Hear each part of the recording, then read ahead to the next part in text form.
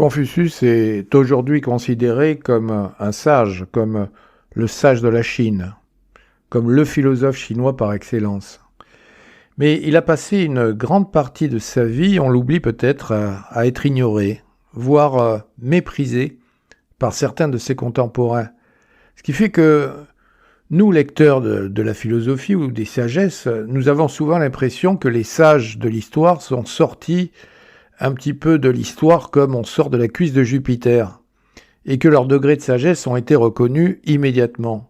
Quelle erreur! Car ce n'est que plusieurs siècles après sa mort, sous la dynastie Han, que ces idées sont vraiment devenues la doctrine officielle de l'État. Lors de son vivant, il était en fait sans doute vu comme une sorte de hippie, un réformateur incompris, où on le représente parfois comme un philosophe errant ayant fait de nombreux voyages qui prêchait des idées qui étaient souvent jugées trop idéalistes.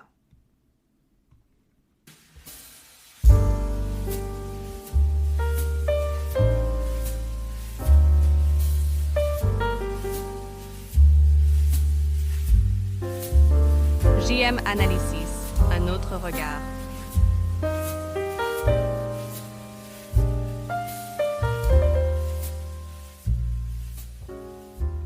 Confucius a commencé à travailler très jeune, après la mort de son père, en occupant des postes extrêmement modestes pour subvenir aux besoins de sa famille. Ce qui fait que dans mon esprit, comme dans le vôtre sans doute, il se rapproche un petit peu de Socrate. On a envie de dire que tous les deux, Socrate comme Confucius, sont partis de rien, ou sont partis en tout cas de pas grand-chose. Confucius a exercé des métiers humbles, comme le fait d'être berger, le fait de garder des troupeaux, ou encore le fait d'enregistrer des comptes publics, avant de se consacrer plus tard à l'enseignement. On est bien loin, chers auditeurs, du parcours de nos philosophes professionnels.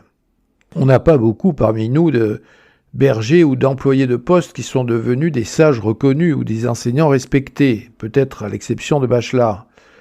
Confucius est un self-made man, si vous voulez. Il est parti de peu, il est parti de pas grand-chose, il va donner plus tard des leçons aux plus grands, et cela mérite d'être noté.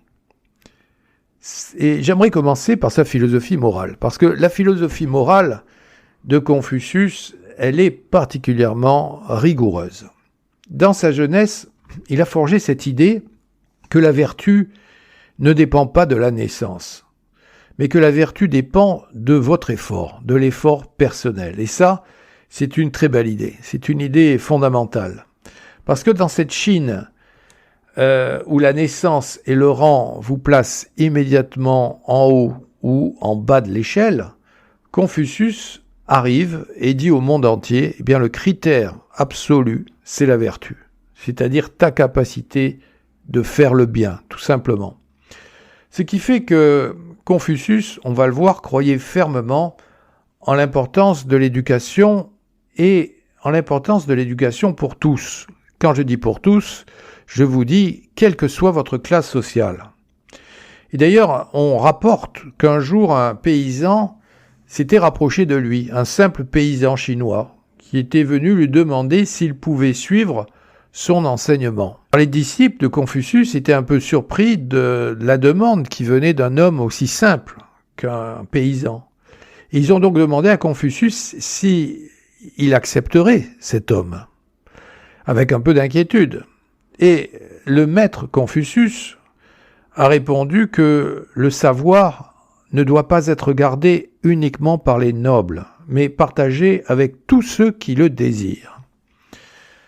Le désir du savoir, vous savez que c'est le mot philosophie qu'il incarne en grec, et là, vous avez une philosophie qui se conjugue avec la Chine. Et cette anecdote reflète son approche qui n'est pas aristocratique, mais égalitaire, on a envie de dire presque démocratique de l'éducation, en tout cas pour l'époque. Et c'est un vrai bol d'air frais, j'ai envie de dire. Mais attention à cette morale, car la morale de Confucius n'est pas une apparence, ce n'est pas un masque. Il veut, Confucius, vivre sa morale, pas simplement parler comme un moraliste. Il veut vivre sa morale et moraliser sa vie. Car si l'honnête et l'honnêteté doivent être récompensés, le malhonnête, pour Confucius, doit également être puni. Et sur ce point, j'ai envie de dire que Confucius ne lésine pas sur les moyens. En effet, lorsqu'il a occupé un peu plus tard le poste de ministre de la Justice dans l'État de Lu, on a une histoire célèbre qui montre qu'il a réformé la justice en s'attaquant à la corruption, ce qui est bien, mais également en prônant des sentences exemplaires qui allaient jusqu'à des exécutions. Par exemple, il a ordonné l'exécution de Xiao Zheng Mao, qui était un fonctionnaire particulièrement influent et qui a été accusé de 5 crimes, dont, je cite, l'hypocrisie et l'intelligence dévoyée. Cela peut nous effrayer, excusez-moi de le dire, chers auditeurs, parce que vous imaginez si on s'attaquait à tous les hommes politiques français qui sont hypocrites et dont l'intelligence est dévoyée, on assisterait à un véritable carnage à l'Élysée. En tout cas, cet acte de Confucius a sans doute, enfin certainement, renforcé la réputation de Confucius comme un homme déterminé à promouvoir l'éthique. Mais bien sûr, il a aussi attiré de puissants ennemis, bien sûr, avec de tels actes aussi déterminés et aussi radicaux. Pendant 9 à 10 ans, Confucius va occuper des fonctions de Premier ministre dans le royaume de Lu. Il faut savoir que la Chine était divisée en de nombreux royaumes qui étaient plus ou moins indépendants. Et c'est pour lui, pour notre Confucius, l'occasion de mettre en œuvre ces réformes, c'est-à-dire de passer finalement de la morale de sa jeunesse à la politique de l'âge adulte. Les chroniques de l'époque disent qu'il a instauré de nombreuses réformes qui apportent prospérité, dit-on, et ordre. Mais lorsqu'une troupe de danseurs et de musiciens immoraux, dit-on, s'est produite lors d'une rencontre entre 2 rois, on dit qu'il a fait arrêter et exécuter sur le champ les acteurs principaux pour leur indécence. Ce passage révèle, encore une fois, la sévérité de Confucius. Pour lui, pour Confucius, le mal n'est pas seulement le mal, mais un véritable désordre, un désordre cosmique, c'est-à-dire quelque chose qui va briser l'harmonie des choses, l'harmonie du monde.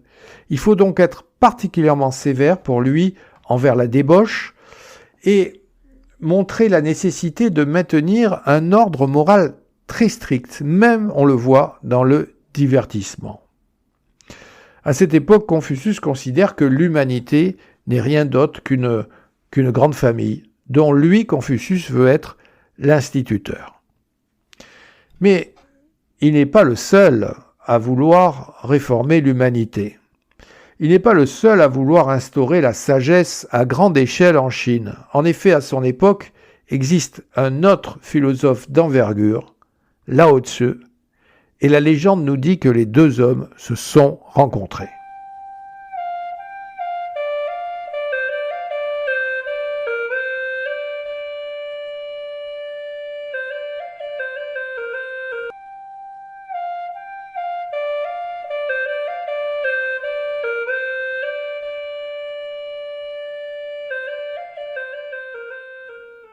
Bien sûr, ce que je vais vous dire à présent est à prendre avec des pincettes historiques ou philosophiques, car nous avons vu dans JM Analysis que, bien sûr, les grands philosophes se sont rencontrés historiquement, comme Descartes et Pascal. Là, c'est une certitude historique. Par contre, la rencontre dont je vais vous parler est sans doute légendaire. Bon, il est bon néanmoins de la relater. Pourquoi ? Parce qu'elle fait partie, cette rencontre, des grands événements de la Chine ancienne. Alors Confucius aurait rencontré Lao Tzu qui est le fondateur du taoïsme, lors d'un voyage à Luoyang. Après avoir discuté longuement avec Lao Tzu des rites et des traditions, ce qui était véritablement l'obsession de Confucius, Lao Tzu lui aurait donné ce conseil. Il lui aurait dit Un homme intelligent peut venir à découvrir les défauts des autres, mais il doit, s'il est intelligent, faire attention à ne pas les exposer, car cela pourrait lui causer du tort. Et durant cet échange, Lao Tse aurait reproché à Confucius une certaine vanité et le fait d'enseigner avec trop de faste. Lao Tse lui aurait donc demandé de se détacher des enseignements des anciens et de vivre véritablement dans le présent. Confucius, la question c'est comment a-t-il réagi face à ces remarques ou ces critiques? Alors, en retour, Confucius a dit à ses disciples qu'il comparait Lao Tse à un dragon, mais à un dragon insaisissable, dont il est impossible, dit-il, de comprendre le mystère. C'est-à-dire que Confucius a été marqué par cette rencontre, un peu comme saint Paul qui a rencontré Dieu. Eh bien, Confucius est dans un état d'étonnement, c'est-à-dire c'est comme s'il avait été frappé par le tonnerre. Il serait, dit-on, resté silencieux pendant plusieurs jours après cette rencontre. En fait, cette rencontre, on l'a compris, symbolise un petit peu l'opposition entre la tradition confucéenne, qui est très attachée à la morale, très attachée au rite, et la philosophie taoïste, qui, elle, est beaucoup plus axée sur le fait de lâcher prise et l'équilibre des forces naturelles. Alors, chers auditeurs, il est bon peut-être de comprendre certaines idées, certains concepts de la philosophie orientale, mais nous, lorsque nous lisons des textes de philosophie orientale ou du confucianisme, on peut être déçu ou surpris. Pour quelle raison ? Parce que, pour nous, occidentaux, la philosophie est souvent cartésienne, c'est-à-dire qu'elle est faite d'idées claires et d'idées distinctes. Derrière chaque proposition philosophique, on se dit, bon, il faut que tu trouves un concept ou un raisonnement ou un système. Or, ce n'est pas là véritablement l'enseignement de Confucius, ni l'enseignement des philosophes chinois de cette époque. En fait, vous ne pouvez pas réduire sa pensée à une idée aussi claire soit-elle, ni à un concept aussi rigoureux soit-il, et encore moins à un système. Car l'enseignement de Confucius réside plutôt dans ce qu'on appelle des métaphores, ou des symboles, si vous voulez, c'est-à-dire des transpositions qui ne sont pas immédiatement claires pour nous, mais qui ne sont pas d'ailleurs, je vous rassure, également claires pour nos amis chinois. Pourquoi ? Parce que Confucius s'était expliqué sur ce point. Confucius demande à l'élève de percer le sens de ces images. Il ne livre pas tout prêt ou tout cuit un raisonnement. Il attend que l'élève se fasse l'interprète de certaines images. Vous l'avez compris, Confucius attend de vous un effort personnel. Et s'il ne donne qu'une image, c'est qu'il attend véritablement un effort d'interprétation qu'on appelle en philosophie un effort herméneutique. Il veut tout simplement que l'élève pense par lui-même. Alors voilà ce qu'il dit. Il nous dit « Je lève un coin du voile. Si l'étudiant ne peut pas découvrir les trois autres, tant pis pour lui. » Cela montre que Confucius ne croyait pas dans l'enseignement direct, conceptuel, mais il exigeait justement de l'élève un effort personnel pour découvrir la vérité. En ce sens, on peut dire que Confucius est le père de ce que l'on appelle à présent la pédagogie active. Mais vous connaissez notre désir de rationalité. Il est tellement fort que les Chinois et les non-Chinois ont soif de cet enseignement, mais également d'une mise en ordre un peu plus systématique de ces images, de ces contes, de ces paraboles, de ces métaphores. Ce qui fait que on va retrouver cet enseignement qui va être compilé sous le nom d'entretien, entretien de Confucius ou Linyu. Ces entretiens, en fait, c'est une somme. C'est la somme des enseignements et des échanges qui ont pu avoir lieu entre Confucius et ses disciples. Et cette somme a été sans doute rassemblée après sa mort, qui intervient en 479 avant Jésus-Christ. Alors ces textes des analectes ou des entretiens se présentent sous forme de dialogue, où ses disciples lui posent des questions sur la morale, sur ce qu'est un bon gouvernement, sur ce qu'est la conduite d'un homme, sur ce que doit être la conduite personnelle. Et cette compilation des entretiens s'est faite véritablement sur plusieurs siècles. La version finale que nous avons est sans doute consolidée pendant la dynastie Han, c'est-à-dire la dynastie du IIIe siècle avant Jésus-Christ. Alors disons-le, même si ça doit casser un peu la magie de ce texte, certains passages ont sans doute été rajoutés bien après la mort de Confucius. Alors, chasser le naturel, il revient au galop. Si vous voulez absolument chercher des concepts, comme dirait Gilles Deleuze, dans les entretiens de Confucius, il vous faudrait en retenir 3. 3 concepts qui sont le ren, le li et le junzi. Expliquons un petit peu tout ça. Tout d'abord le ren. Ren qui signifie la bienveillance ou l'humanité. Confucius explique que c'est un des idéaux pour lui les plus élevés, mais très difficiles à atteindre. Dans l'un de ces passages, il dit à un de ses disciples, Tsi-Lu, que la bienveillance consiste à aimer les autres, dit-il. Cependant, Confucius refuse souvent de définir exactement ce qu'est cette qualité, le ren. Il encourage, comme d'habitude, plutôt ses disciples à découvrir cette qualité par eux-mêmes. Il y a donc, on le verra, dans la bienveillance, une part de mystère. Et puis vous avez le second concept, qui est le concept de li. Li qui signifie les rites, les cérémonies. Confucius insiste énormément, nous l'avons vu, sur l'importance des rituels pour maintenir l'harmonie sociale d'une famille, d'un village, d'un pays. Il enseigne que les rites ne sont pas des actions superficielles, ne sont pas des formalités, mais les rites sont des outils pour cultiver la moralité personnelle et pour renforcer les liens entre les individus. Alors, Confucius était tellement à cheval, entre guillemets, sur les rites, qu'il avait une dévotion particulière pour eux. Et dans les entretiens, on raconte qu'il se refusait d'ailleurs à manger un repas lorsqu'il était mal préparé rituellement. C'est-à-dire lorsqu'on n'avait pas offert ce repas selon les règles, ce qui illustre bien son engagement inflexible envers les traditions. Et puis, dernière idée, c'est l'idée de Junzi. Junzi, c'est une idée qui représente un homme qui est noble. On appelle ça un gentilhomme ou un honnête homme, disons. Confucius enseigne que ce n'est pas la naissance, je le rappelle, qui fait un homme noble, mais sa vertu. Et ce concept oppose le junzi, c'est-à-dire l'homme noble, à des individus qui seraient de bas rang, mais attention, bas rang moral, qu'on appelle xiaoren, excusez ma prononciation, ou des petits hommes, c'est-à-dire des hommes qui ne cherchent en fait que leur intérêt personnel. Et une des paroles les plus célèbres de Confucius est la suivante. L'homme noble, dit-il, pense à la justice, tandis que le petit homme pense au profit. Cela, bien sûr, va refléter son souci constant de moralité au-dessus des gains matériels.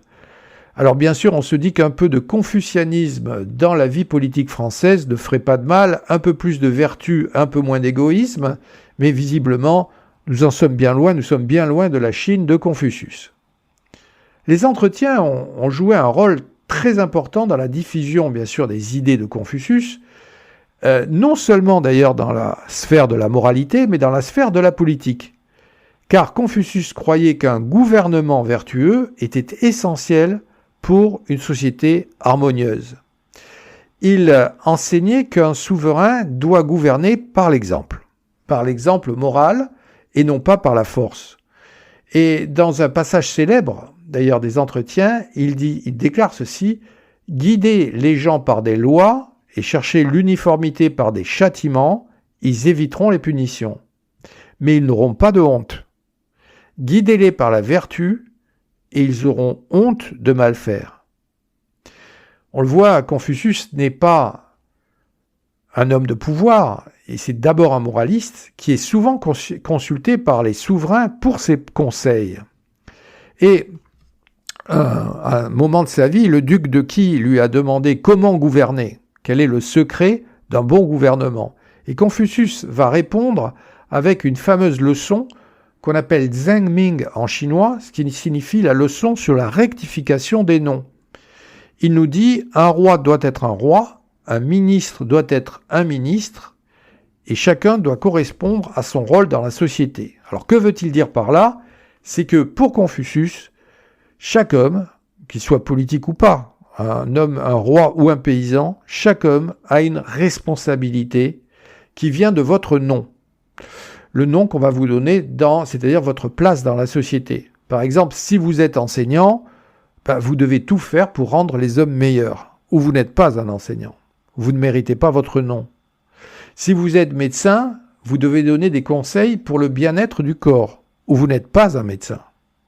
Et si vous êtes roi, vous devez diriger le pays avec rectitude, ou vous n'êtes pas un roi. Il y a donc devant nous une série d'obligations, une série de tâches et de commandements qui s'imposent véritablement à nous, qui définissent ce qu'on appelle l'honnêteté. Si un roi ne se comporte pas comme un roi, c'est-à-dire, traduisons, en étant sage, juste et soucieux de son peuple, ou si un ministre n'accomplit pas ses fonctions avec droiture, alors pour Confucius, cela va entraîner une confusion terrible dans la société, et cette discordance entre ce que vous êtes au niveau de votre nom et ce que vous faites va provoquer du désordre.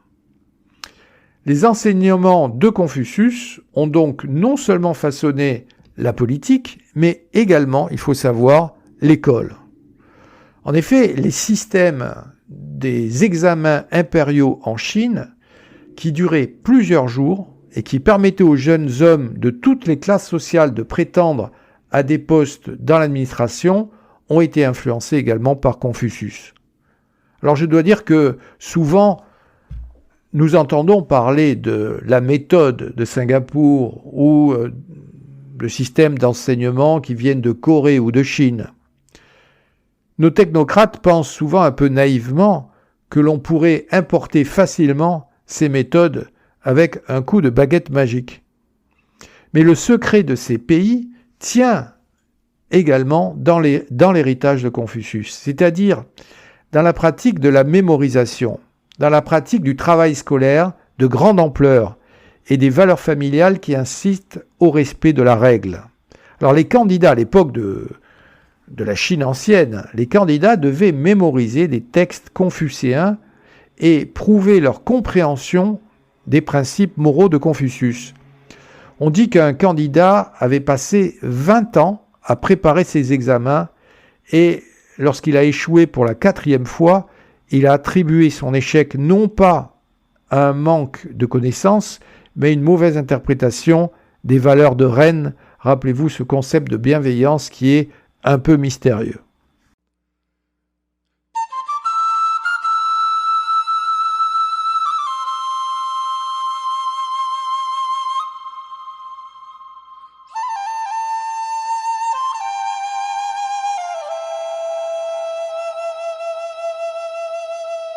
Alors même si Confucius, avec Lao Tse, est considéré comme le penseur chinois par excellence, l'histoire chinoise n'a pas toujours été, il faut savoir, confucéenne. En effet, pendant la révolution culturelle, initiée par Mao Tse-tung, la Chine a traversé une période de bouleversement profond et Mao cherchait à éliminer de la société les éléments qu'il jugeait contre-révolutionnaires et réactionnaires, pour reprendre le vocabulaire de l'époque.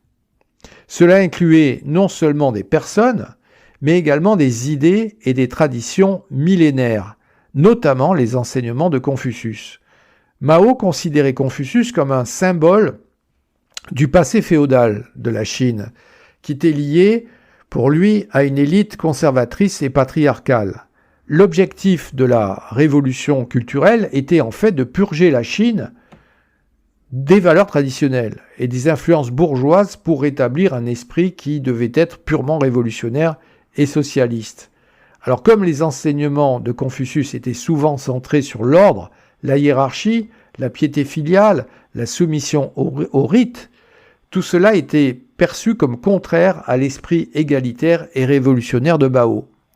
Dans ce contexte, on peut dire que Mao a incité à cette époque les Chinois à brûler ce qu'ils avaient adoré, c'est-à-dire que les institutions confucéennes ont été violemment critiquées. Et Mao, à cette époque, va donc effectuer une relecture totale et complexe de l'histoire chinoise et en gros voit dans le confucianisme une idéologie qui soutiendrait le féodalisme et l'esclavagisme, même si sa critique de Confucius est reliée à celle de Lin Biao, donc à la politique contemporaine. Alors des monuments qui étaient dédiés à Confucius, comme son temple ancestral à Khufu, ont été détruits. Et les 4 vieilleries, c'est-à-dire les vieilles idées, la vieille culture, les vieilles coutumes, les vieilles habitudes, ont été ciblées pour être éliminées. Les intellectuels confucéens et les universitaires qui promouvaient ces enseignements ont également été persécutés. Et à Khufu, la ville natale de Confucius, on a eu une foule de gardes rouges, les fameux, vous savez, jeunes révolutionnaires maoïstes, qui ont attaqué le temple de Confucius, qui ont brisé des statues, qui avaient détruit tout ce qui était artefact historique et qui ont brûlé d'ailleurs des livres confucéens. Ce symbole de la vieille tradition confucéenne, qui était vieux de plus de 2000 ans, a été totalement réduit en ruine dans un acte de défi, en quelque sorte, contre l'héritage féodal de la Chine. Alors, malgré ses efforts pour éradiquer son influence, on peut dire que les idées de Confucius n'ont pas disparu. En réalité, beaucoup de valeurs confucéennes étaient encore profondément enracinées dans la société chinoise, même à l'époque de la révolution culturelle, bien sûr. Par exemple, l'accent qui est toujours mis sur la piété filiale, le respect des aînés, l'importance de l'harmonie sociale, ce sont des principes confucéens. Et en outre, les critiques contre Confucius, on l'a vu, pendant la révolution culturelle, étaient en fait davantage motivées par, la politique du moment, que par un véritable rejet de sa pensée. Aujourd'hui, la Chine voit un véritable renouveau de l'intérêt pour Confucius. Non seulement ses enseignements sont à présent réexaminés comme une source d'identité culturelle, une source, si vous voulez, de fierté nationale, mais ils sont également utilisés pour promouvoir la stabilité et l'harmonie dans la Chine contemporaine. Alors, ce renouveau, on le voit avec la création de ces fameux instituts Confucius dont vous avez entendu parler à travers le monde. Ce sont des institutions qui, sous l'égide du gouvernement chinois actuel, visent à diffuser la langue chinoise, la culture et les idées confucéennes, tout en améliorant un petit peu l'image de la Chine à l'international. Il faut savoir d'ailleurs que le premier institut Confucius a été ouvert en 2004 à Séoul, en Corée du Sud, et depuis, on a plus de 500 instituts qui ont vu le jour. Le nom de Confucius, qui était autrefois attaqué en Chine, est aujourd'hui devenu un symbole, mais un symbole diplomatique, un symbole culturel puissant à l'échelle mondiale.